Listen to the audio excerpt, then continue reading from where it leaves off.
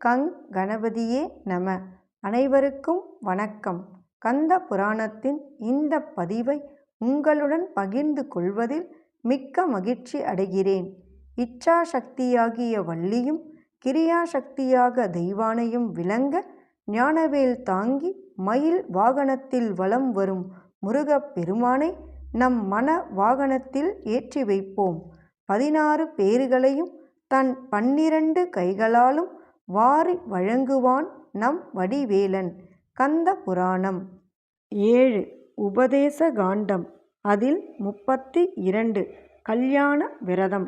முனிவர்களே, இப்போது சர்வ மங்களங்களையும் அளிக்கவல்ல கல்யாணம் என்ற திவ்யமான விரதத்தை பற்றி சொல்லுகிறேன். கவனமாக கேட்பீர்களாக. இந்த கல்யாண விரதத்தை சூரியன் மீன ராசியில் இருக்கும்போது, அதாவது பங்குனி மாதத்தில் சுக்லபட்சத்தில் சுபமான உத்தர நட்சத்திரத்தில் அனுஷ்டிக்க வேண்டும்.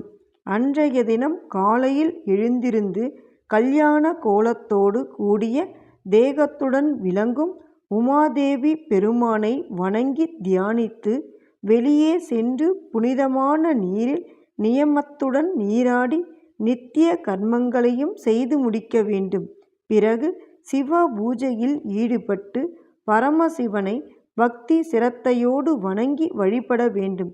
சிவ பூஜை செய்யாதவனாக இருந்தால் அவன் பொன்னினால் உமாதேவி சிவபெருமானின் பிரதிமைகளை செய்து அப்பிரதிமைகளை சுத்தமான நீர் நிறைந்த ஒரு கும்பத்தின் மீது வைத்து அபிஷேகம் செய்ய வேண்டும். அதன் பிறகு திருமண முறைப்படி சகல உலகங்களுக்கும் அன்னையான உமாதேவி சிவபெருமானுக்கு திருக்கல்யாணம் செய்து வைக்க வேண்டும்.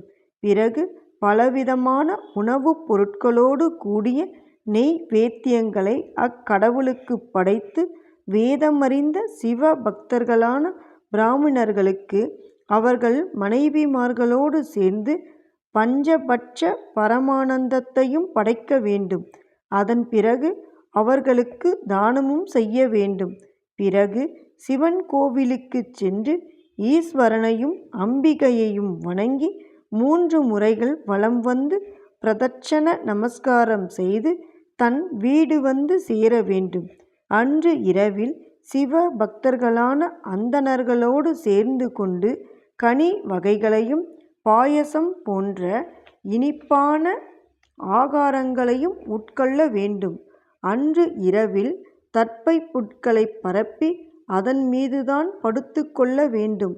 மறுநாள் காலையில் எழுந்தவுடன் நித்திய கர்மங்களை செய்து முடித்துவிட்டு பார்வதி பரமேஸ்வரர்களின் 2 தங்க பிரதிமைகளையும் ஆசார சீலமும் சிவபிரானிடத்தில் பக்தியும் கொண்டிருக்கும் 2 பிராமணர்களுக்கு தானமாக கொடுத்துவிட வேண்டும். அன்றைய தினம் ஒரே ஒரு தடவைதான் உணவு உட்கொள்ள வேண்டும். சகல பாபங்களையும் அழிக்கக்கூடிய இந்த விரதத்தை இம்மாதிரியான முறையில் எவனொருவன் அனுஷ்டிக்கிறானோ அவன் ஸ்ரீ சிவசங்கரருடைய பிரியத்திற்கு பாத்திரமானவனாகி ஏராளமான சுகபோகங்களையும் அனுபவித்து முடிவில் சிவலோகத்தை அடைந்து மோட்சத்தையும் அடைவான். முன்பொரு சமயம் மகாவிஷ்ணு இந்த விரதத்தையும் அனுஷ்டித்து அதன் பயனாக மகாலட்சுமியை தம் மனைவியாக அடைந்தார். அதைப் போலவே பிரம்மதேவன் சரஸ்வதி தேவியையும் தேவேந்திரன் இந்திராணியையும் தங்கள் தங்கள் மனைவியாக அடைந்தார்கள். சந்திரனும் இந்த விரத மகிமையால் அஸ்வினி முதலான 27 நட்சத்திரங்களை தம் மனைவிகளாக அடைந்தான். அகஸ்திய முனிவரும் பூர்வத்தில் இந்த சிறந்த விரதத்தை அனுஷ்டித்து அதன் பயனாக லோபாமுத்திரையை தம் மனைவியாக அடைந்தார்.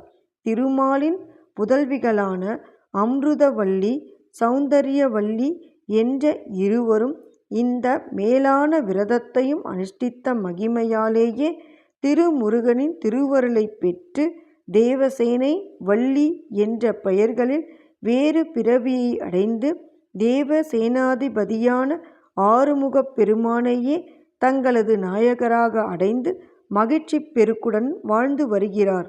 வேதாங்க முனிவரின் மகளும் அழகு மிகுந்தவளுமான சுகேசி என்பவள் இந்த விரதத்தை அனுஷ்டித்ததின் பயனாக நந்தி தேவரை தம் நாயகராக அடைந்து தேவ மாதர்களினால் வணங்கி வழிபட்டு வருகிறாள். சத்ய பூரணர் என்ற தவசீலர் 2 விழிகளிலிருந்தும் அவதரித்த பூரணை, புட்களை என்னும் 2 பெண்களும் இந்த விரத மகிமையால் ஸ்ரீ மகாசாஸ்தாவிற்கு மனைவிகளாக ஆனார்கள். இந்த விரதத்தின் மகிமையாலேயே மன்மதன் ரதி தேவியை தன் மனைவியாக அடைந்தான்.